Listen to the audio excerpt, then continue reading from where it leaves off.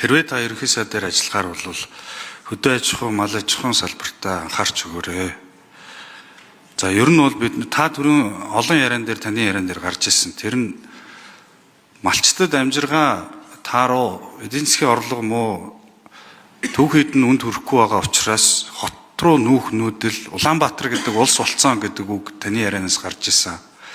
Тэгэхээр энэ хотчлт төвлөрөлт эдийн засгийг орон нутагт хэрэгэлтэнд оруулах энэ ажил дээр ерөнхий сайдаар сонгогдвол ажиллаж өгөөрэй. За тэгээд нэг асуултанд доктортой байдлын асуултанд та хариулж амжсангүй.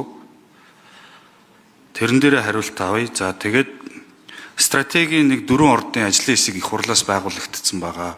За энэ дүгнэлт ажлын хэсэг дүгнэлт гарах бах. Ер нь энэ 4 орд дээр таны байр суурь ямар байд юм бэ? За зандан шитрээр дарга хариулт өгье. Ер нь энэ засгийн газар бол ардтамтайгаа ойр байх ёстой. Ерөнхий сайдын хувьд ардтамныхаа тал зогсноо.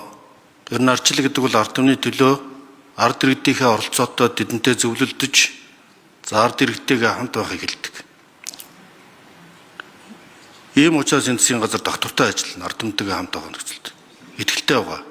Харин тэн дээр ямар шийдвэр гарахыг та бүхний мэрэгэн ухаан, улсын хурлын гишүүдийн мэрэгэн ухаан шийднэ.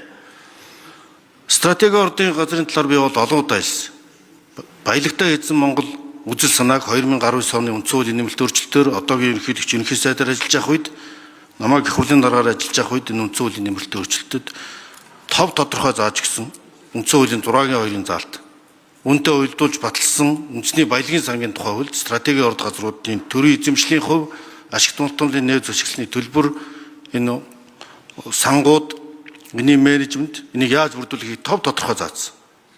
Энийг л хэрэгжүүлэхийн төлөө би бүх чадлаараа ажиллана.